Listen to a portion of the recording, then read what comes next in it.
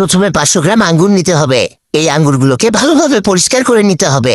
আঙ্গুরগুলো পরিষ্কার করা হলে এগুলোকে ছোট ছোট পিস করে নেবেন।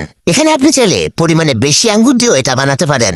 একটি আঙ্গুরকে 3 থেকে 4 পিস করে কেটে নেবেন। আমাদের কাটা প্রায় শেষ। এই দেখুন কি পরিমাণ হয়েছে। এবার এগুলোকে চপিং বোর্ড থেকে প্লেটে ট্রান্সফার করতে হবে। এবার চুলার মধ্যে নিতে হবে একটি প্যান। এর মধ্যে দিতে হবে সরিষার তেল। এখানে তেল দিব 1 চা চামচ পরিমাণ। এবার চুলা অন করে দিয়ে এর হিট রাখতে হবে একেবারে লো। তেল গরম হয়ে গেলে এর মধ্যে দিতে হবে 1 চামচ মৌরি। এগুলোকে হালকা কিছুটা ভেজে নিব। এরপর এতে দিতে হবে 1 চামচ পরিমাণ কালো জিরা। এর উপরে দিয়ে দিব আরো 1 চামচ সরিষার তেল। এবার লাগবে হিং পাউডার। এটি মশলার দোকানে পেয়ে যাবেন। 1/2 চামচের একটু কম হিং পাউডার এর উপরে দিয়ে দিব। এবার সবগুলো উপাদানকে ভেজে নিতে হবে 1.5 থেকে 2 মিনিট। এগুলো ভাজার সময় লক্ষ্য করবেন এর পরিমাণ কিছুটা বৃদ্ধি পাবে।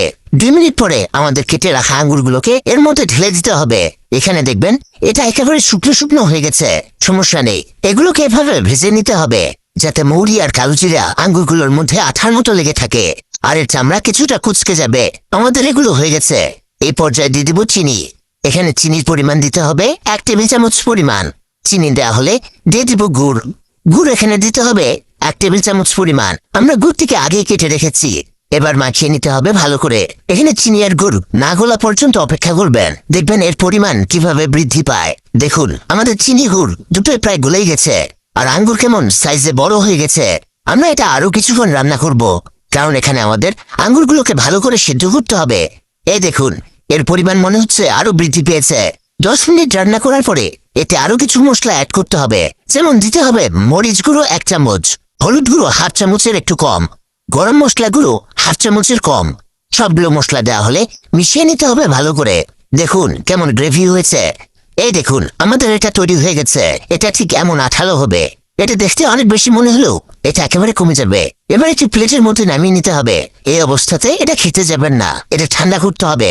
দেখুন দেখি কেমন জিভে জল চলে আসছে। এটা ঠান্ডা হয়ে গেলে এতে দিতে হবে একটি লেবুর রস। এতে এটা অনেকদিন পর্যন্ত সংরক্ষণ করা যাবে। লেবুর রস দিয়ে এটাকে মিক্স করতে হবে। লেবুর রস দিতে এটা কিছুটা হালকা হবে, কিন্তু এভাবে 5 মিনিট রেখে দিলে আবার আগের মতো গ্রেভি হবে। আমাদের এটা তৈরি হয়ে গেছে। এই দেখুন চমৎকার একটা জিনিস তৈরি হলো। এটাকে আপনি আঙ্গুরের চাটনি বলতে পারেন, আবার আঙ্গুরের জেলিও বলতে পারেন। এটা আপনি পুরি, পরোটা এমনকি রুটি দিয়েও খেতে পারেন। আবার